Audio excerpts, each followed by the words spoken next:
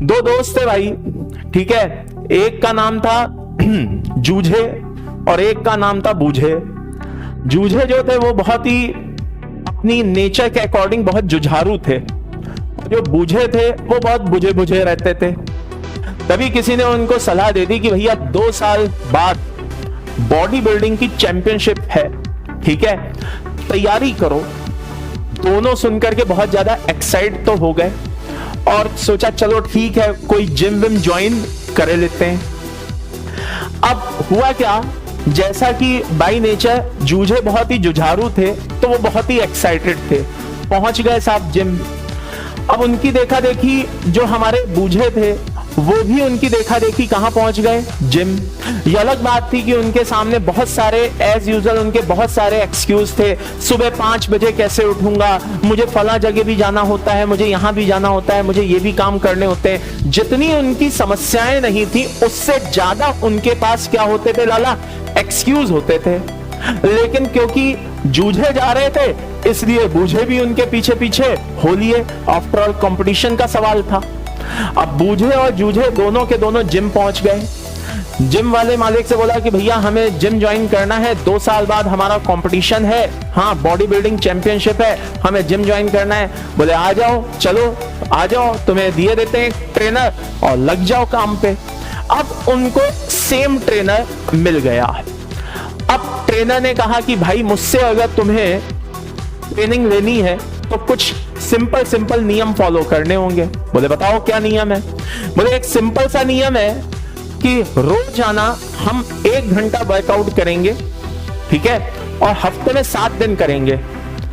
दोनों के समझ में आ गई, दोनों बहुत एक्साइटेड थे, बूझे भी और जूझे भी, दोनों बहुत एक्साइटेड थे। ठीक है साहब, दोनों ने रोजाना जिम ज्वाइन किया और अपना शुरू कर दिया साहब, एक्सरसाइज रोजाना 1 घंटे। लेकिन अब अंतर आया, वक्त बीतता गया तो जो हमारे जूझे थे वो तो क्या थे, बड़े जुझारू किस्म के थे, उन्होंने तो अपना नियम नहीं तोड़ा। लेकिन बूझे जो थे वो थोड़ा सा लेजीनेस शो करना उन्होंने शुरू कर दिया। कभी 2 दिन गायब रहते, कभी 3 दिन गायब रहते, फिर मान लो चौथे दिन आए, उस दिन आकर के 4 घंटे एक्सरसाइज करते।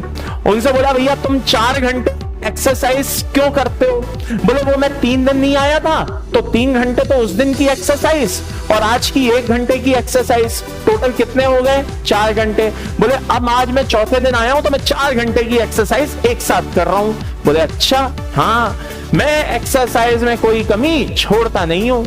जूझे बेचारा चुपचाप सुनता रहा, कुछ बोला नहीं। अब जूझे तो क्या करता था, रोज आता था और 1 घंटे की एक्सरसाइज करता था। लेकिन बूझे जो थे वो इस तरह की चालाकी दिखाने लगे। समय बीतता गया, दोनों के शेप में एक डिफरेंस आने लगा। जो जूझे था उसकी शेप तो अच्छी सी दिखाई देने लगी, फिजिक बनने लगी। लेकिन जो बूझे थे उनकी बॉडी में बहुत ज्यादा कोई चेंज नहीं आता हुआ दिखाई दे रहा था। अब क्या हुआ, जो बूझे थे वो परेशान हो गए कि आज जूझे की तो फिजिक दिखने लगी है, बढ़िया पर्सनैलिटी बनने लगी है, और यहाँ पे क्या कहते हैं मेरी तो अभी बॉडी बनी नहीं रही है। वो दन दनाते हुए कहां पहुंच गए, जिम मालिक के पास पहुंच गए। बोले मेरा ट्रेनर चेंज करो। बोले क्या हुआ मालिक, ट्रेनर क्यों चेंज करवा रहे हो। इसको कुछ नहीं आता। बोले ये तो कई सालों से ट्रेनिंग दे रहा है, इससे तो कई बॉडी बिल्डर बना बना करके निकाल दिए, तुम कहां से आ गए भैया कि ये तुम्हें ट्रेनिंग नहीं दे पा रहा। नहीं नहीं नहीं, मैं कह रहा हूं ना इसको कुछ नहीं आता, ये ट्रेनिंग देने लायक नहीं है। बोले अच्छा कि हाँ ठीक है। अब जो जिम मालिक था उसको भी क्या करना था कि भैया उसको धमकी दे दी उसने कि अगर तुम क्या कहते हैं नहीं मेरा ट्रेनर चेंज करोगे मैं कहीं और चला जाऊंगा। तो अब हुआ क्या कि जिम मालिक को अपना कस्टमर गंवाना नहीं था, उसने उठा करके ट्रेनर चेंज कर दिया। अब नया ट्रेनर चालू हो गया। अब नए ट्रेनर में उनको कई खासियत दिखाई देने लगी। ट्रेनर उनको खूब मोटिवेट करता था, बिना एक्सरसाइज कराई उनको बॉडी बिल्डर वाला फील दिलाने में लगा हुआ था। अब कुछ दिन तो ये क्या कहते हैं चला, लेकिन समय बीतता गया, जूझे की बॉडी और अच्छी शेप में आती गई। अब बूझे अभी भी क्या कहते हैं अपनी बॉडी को लेकर के बेचारे बड़े परेशान। बोले यार ट्रेनर बदल दिया, सब कुछ कर लिया, अभी भी कोई चेंज दिखाई नहीं दे रहा है। वापस से परेशान हो गए अपने ट्रेनर के, अब वापस से जिम मालिक के पास गए, बोले जिम मालिक से बोला यार मैंने ट्रेनर भी बदल दिया, सब कुछ कर लिया, इस ट्रेनर को भी शायद कुछ नहीं आता है, देखो ना बॉडी शेप में आ ही नहीं रही। बोले ठहरो मैं अपने ट्रेनर को बुलाता हूं। ट्रेनर को बुलाया, ट्रेनर आया, बोला सारी बातें सुनी, बोला कि एक दिन रुको, मैं तुम्हारे सामने अगले दिन कोई सोल्यूशन लेकर के आता हूं। अगला दिन आया साहब, जूझे और बूझे दोनों के ट्रेनर पहुंचे उसके पास और बोले भाई हमारे पास बहुत सारे सप्लीमेंट्स हैं, वो सप्लीमेंट्स तुम लो, तुम्हारी बॉडी क्या होगी, शेप में आना शुरू हो जाएगी। अब जूझे ने एक समझदारी दिखाई, बोले बहुत सारे सप्लीमेंट्स हैं, तुम मुझे बताओ कौन कौन से सप्लीमेंट्स हैं। बोले ये सारे हमारे सारे सप्लीमेंट्स हैं। बोले अच्छा, कि इसमें जो जो मुझे काम का लगेगा मैं वही लूंगा। बोले ठीक है। तो जूझे ने कुछ पर्टिकुलर सप्लीमेंट्स लिए, जो जो उसको लगे कि हाँ ये बॉडी के लिए हार्मफुल नहीं है, फायदा पहुंचाएंगे, वो सारे सप्लीमेंट्स ले लिए। बूझे ने कहा सारे सप्लीमेंट्स ले आओ, मैं सारे सप्लीमेंट्स लूंगा।